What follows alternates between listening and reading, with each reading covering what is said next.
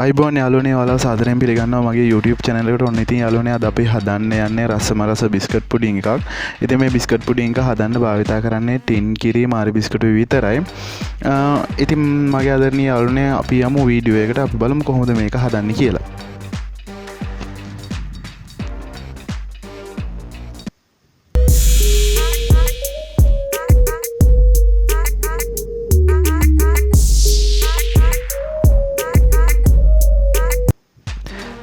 मारी biscuit tin किरी चीनी मुद्दरप्पलम पुहुल दोसी काजू कोको पाउडर जेलटिन ඉතින් යාළුවනේ මුලින්ම අපි කජු ටික පොඩි කෑලි වලට කඩා ගන්න ඕන, කපා ගන්න ඕන. ඉතින් මෙන්න මේ ආකාරයට මම කපා ගන්න විදිහට ඔක්කොම ටික පොඩියට කපා ගන්න. ඉතින් යාළුවනේ ඔයගොල්ලෝ මගේ channel එකට අලුත් නම් පල්ලෙහා තියෙන subscribe button එක click කරන්න. ඒ වගේම ඊට එහා පැත්තෙන් තියෙන bell icon එකත් click කරන්න. එතකොට පුළුවන් යාළුවනේ මම දාන videos ඉක්මනටම ඔයා ළඟටම ගෙන්න ගන්න. like කරන්න, share කරන්න, තව කෙනෙක්ට බලන්න share කරන්න, comment කරන්න මම මොනවද ඉස්සරහට ගේන්න ඕන කියලා. ඉතින් යාළුවනේ මෙන්න මේ ආකාරයට කජු ටික කපාගෙන අපි වෙනම භාජනයකින් තියා ගන්නවා.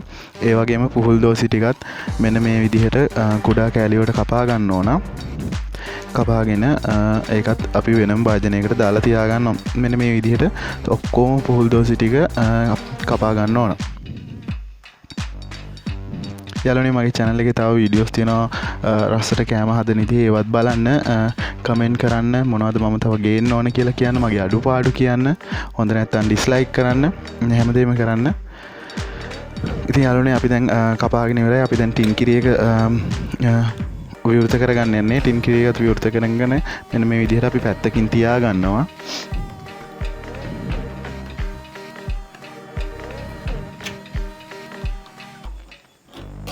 ඉතින් යාළුවනේ මෙන්න මේ විදිහේ ලොකු සාස්පානක් අපි ලිපේ තියා ගන්න ඕන. මොකද ටින් කිරි එක අපි උතුරව ගන්න ඕන. ඉතින් සාස්පාන රත් වුණාම මෙන්න මේ විදිහට ටින් කිරි එක එකතු කරගන්න. ඊට පස්සේ ටින් කිරි එක ප්‍රමාණයෙන් වතුර කෝප 3ක්, ටින් කිරි එකේ ප්‍රමාණයට වතුර කෝප 3ක් එකතු කරගන්න. අපි ඒ කිරි මිශ්‍රණයට එකතු කරගෙන අපි හොඳට මේක උණු කරගන්න ඕන.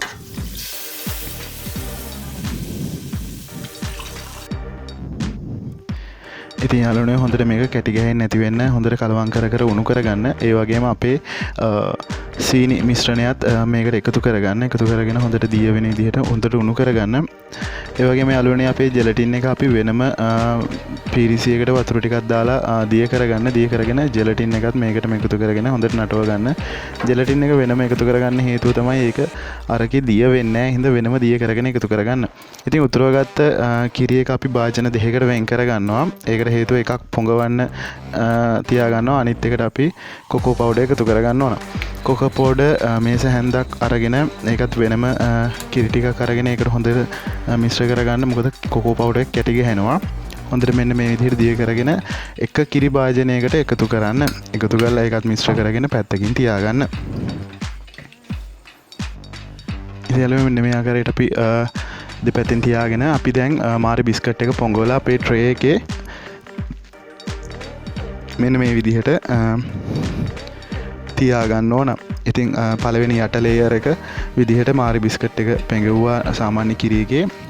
මෙන්න මේ විදිහට තියාගත්ත. වැඩි වෙලාවක් පොඟවන්න යන්න එපා. ඒක වැඩි වෙලාවක් පෙඟවුවාම ඕක ඉක්මනටම කැඩෙනවා.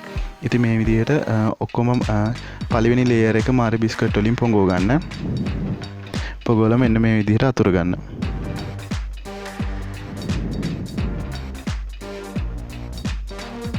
ඉතින් යාළුවනේ ඔයගොල්ලෝ මගේ channel එකට අලුත් නම් පල්ලෙහා තියෙන subscribe button එක click කරන්න අමතක කරන්නත් එපා. ඒ වගේම like කරන්න, share කරන්න, comment කරන්න. මම මොනවද ඉස්සරහට ගේන්න ඕන කියලා ඔයාලට අදහසක් තියෙනවා නම් ඒවත් comment කරන්න. තවත් කෙනෙක්ට බලා ගන්න, share කරන්නත් අමතක කරන්න එපා. ඉතින් මෙන්න මේ විදිහට අපි පළවෙනි layer එක අතුර ගත්තාන් පස්සේ අපි අර පැත්තකින් තියාගත්ත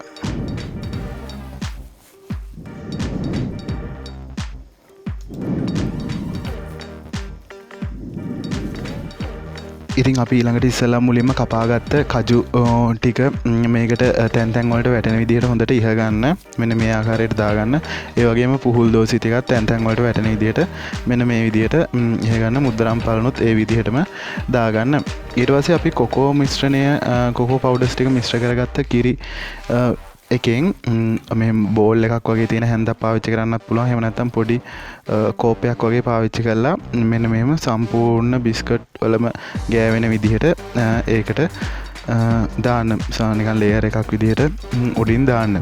ඊට පස්සේ තාපහු අර විදිහටම සාමාන්‍ය කිරිගේ බිස්කට් ටික පෙඟෙව්වා. ලේයර් එකක් විදිහට උඩින් යවුවා. ආපහු කජු ටිකක් දැම්මා, පුහුල් දෝසි ටිකක් දැම්මා, මුද්දරක් පලන් ටිකක් දැම්මා. නැවතත් කොකෝ පවුඩර් එක මිශ්‍ර කරගත්ත කිරි එකෙන් අර බිස්කට් වල ඔක්කොම ගෑවෙන විදිහට ආපහු උඩින් ලේයර් එකක් දාගත්තා. මේ විදිහට සම්පූර්ණ අපේ බෝල් එක පිරෙනකම්ම මේ විදිහට කරගෙන යන්න ඕන. ඉතින් යාළුවනේ මේ මම කරන විදිහට කරන්න. එහෙම කරලා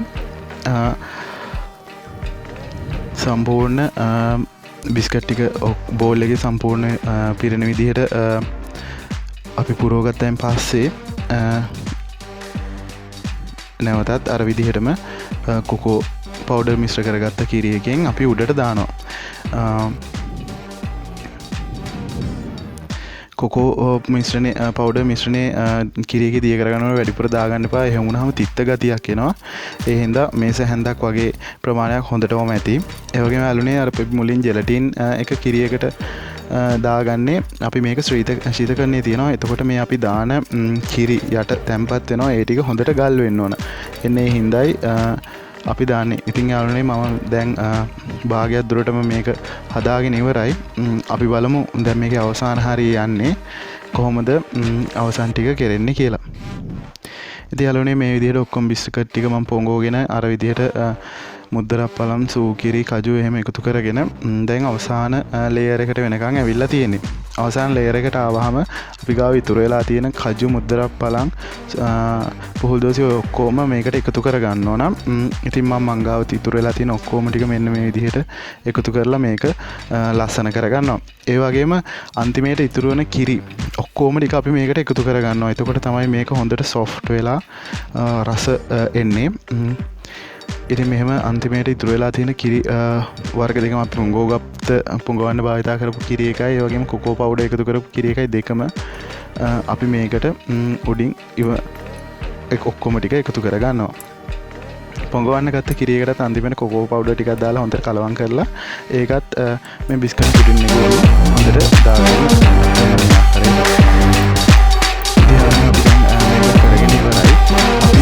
දැන් මේක මේ තියෙන්නේ අපේ අවසාන ප්‍රතිඵල. ඉතින් මේක අපි පැය දෙකක් වගේ කාලයක් ෆ්‍රිජ් එකේ තියන්න ඕන. තියලා කූල් කරගන්න ඕන. කූල් කරගත්තාට පස්සේ තමයි මේකේ නියම ලස්සන හැට වගේම රහ තියෙන්නේ. මේ තියෙන පැය දෙකකට පස්සේ මම බිස්කට් වලින් එළියට ගත්තාම තියෙන විදිය බලත් යාළුවනේ හදාගෙන රහද කියන්න කමෙන්ට් කරලා කියන්න.